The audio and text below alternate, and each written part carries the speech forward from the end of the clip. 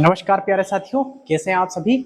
आशा करता हूं कि आप सभी ठीक होंगे, मस्त होंगे, जबरदस्त होंगे तथा आप सभी अपनी प्रिपरेशन में व्यस्त होंगे। तो इसी एनर्जी के साथ, इसी ऊर्जा के साथ आज का जो हमारा टॉपिक है वह हम स्टार्ट करते हैं। साथियों, आप सभी को पता होना चाहिए कि हमारा जो चैप्टर चल रहा था यानी कि न्यूट्रिशन यानी कि पोषण चल रहा था, जो कि हम पढ़ रहे थे, जिसमें हमने कार्बोहाइड्रेट पढ़ लिया था, वसा, प्रोटीन, विटामिन और खनिज लवण आपका पढ़ लिया था।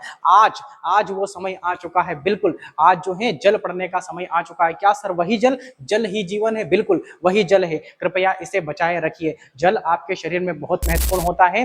दुनिया में तो महत्वपूर्ण है ही सही, लेकिन आपके शरीर में भी ये बहुत महत्वपूर्ण होता है। तो चलिए साथियों, आज जल को हम क्या कर देते हैं, स्टार्ट कर देते हैं। जल की अगर हम बात करते हैं तो आपके शरीर में, साथियों आपके शरीर में, हमारा जो शरीर है इसमें लगभग 65% क्या उपस्थित होता है, आपका जल उपस्थित होता है। और जल के फॉर्मूले की अगर बात करेंगे हम यहाँ पर, तो आपका जो जल का फॉर्मूला होता है वह H2O होता है। साथियों क्या होता है? H2O। अगर इसमें देखेंगे तो हाइड्रोजन के 2 अणु होते हैं और ऑक्सीजन का 1 अणु होता है। कभी कभी क्या होता है, इसका रेशो भी पूछ लेते हैं। तो इसका रेशो क्या होगा साथियों? तो हाइड्रोजन के 2 अणु होंगे आपके पास में, और ऑक्सीजन के कितने अणु होंगे साथियों? ऑक्सीजन का आपका 1 अणु होगा। तो इसका अनुपात हो जाएगा 2:1, 2:1। ये इसका अनुपात कभी कभी आपसे पूछ लेते हैं।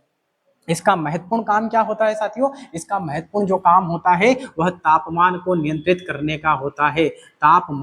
तापमान नियंत्रण का काम होता है इसका। तापमान नियंत्रण करता है, टेम्परेचर को क्या करता है? नियंत्रण करता है। हमारे शरीर में आपने देखा होगा, हमारे शरीर में अगर टेम्परेचर बढ़ जाता है तो उसे नियंत्रित करने का काम कौन करता है? आपका जल करता है। और इसीलिए कहते हैं कि जल ही क्या है? जीवन है। साथियों आपका जो ब्लड होता है, हमारा जो रक्त होता है, हमारे रक्त का पीएच मान 7.4 होता है। लगभग 5.5 लीटर ब्लड हमारे अंदर होता है। तो ये जो रक्त होता है इसमें भी 95% आपका क्या होता है? जल होता है। तो ब्लड के लिए तो जल आवश्यक है ही सही, लेकिन बॉडी के लिए भी जल बहुत आवश्यक है। अगर जल की कमी होगी तो फिर दिक्कत आ जाएगी। इसीलिए आपको जो है बॉडी को सुरक्षित रखने के लिए लगभग 7 से 8 लीटर पानी आपको पीना चाहिए, है ना। चलिए तो बात बढ़ते हैं जल की तरफ। अगर जल की कमी अगर होगी तो आपको एक रोग हो जाएगा जिसको बोलते हैं निर्जलीकरण। जल की कमी हो जाएगी तो निर्जलीकरण हो जाएगा, निर्जलीकरण, है ना। इसको हम इंग्लिश में बोलते हैं डिहाइड्रेशन। क्या बोलते हैं भाई साहब इसे? डिहाइड्रेशन।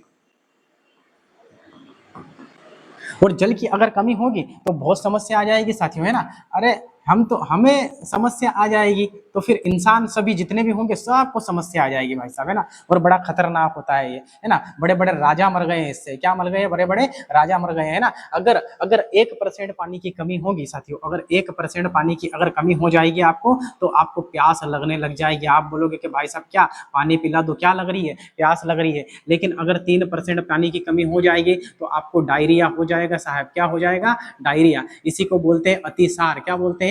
अतिसार। कृमि से होने वाला रोग है ये, कृमि से होने वाला रोग है। साथियों आप सभी को पता होना चाहिए कि हमारे शरीर में बड़ी आंत होती है, एक छोटी आंत होती है, एक बड़ी आंत होती है। छोटी आंत भोजन का अवशोषण करती है, जबकि बड़ी आंत जो होती है वो जल का अवशोषण करती है। तो ये जो रोग है आपका डायरिया यानी कि अतिसार, इसमें क्या होता है? एक कृमि से होने वाला रोग है। इसमें जो कृमि होता है उस कृमि का नाम है एस्केरिस कृमि। वह जो कृमि होता है वह हमारी बड़ी आंत के जो छिद्र होते हैं उस छिद्र के ऊपर बैठ जाता है और जल का अवशोषण नहीं करने देता है। बोलता है कि भाई साहब, है ना, जो आपका एस्केरिस जो मच्छर है, एस्केरिस क्या, कृमि जो है, वह कृमि बोलता है कि भाई साहब इस दरवाजे को पार करके आपको जाना पड़ेगा, है ना। वहां तक जाने के लिए आपको जो है मेरी लाश से गुजरना पड़ेगा। तो लाश तो भैया कब बनेगी? जब दवाई देंगे और मरेगा जब लाश बनेगी भाई साहब, है ना। तो ये जाने नहीं देता है पानी को, तो जल का अवशोषण नहीं हो पाता है, तो लूज मोशन हो जाता है, पानी की कमी हो जाती है। और पानी की कमी हो जाएगी तो कौन सा रोग हो जाएगा? आपका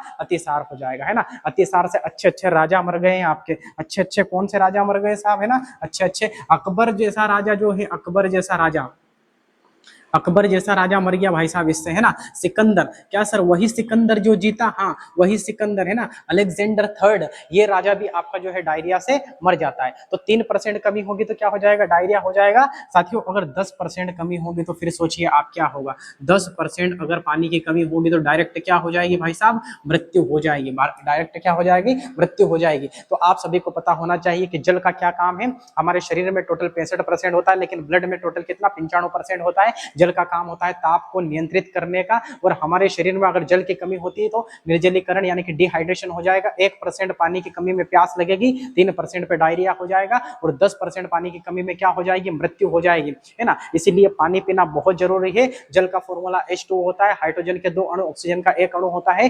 2:1 इसका क्या होता है, रेशियो होता है। तो साथियों हमने क्या पढ़ लिया है, हमने यहाँ पर जल तो आपका खत्म कर दिया है।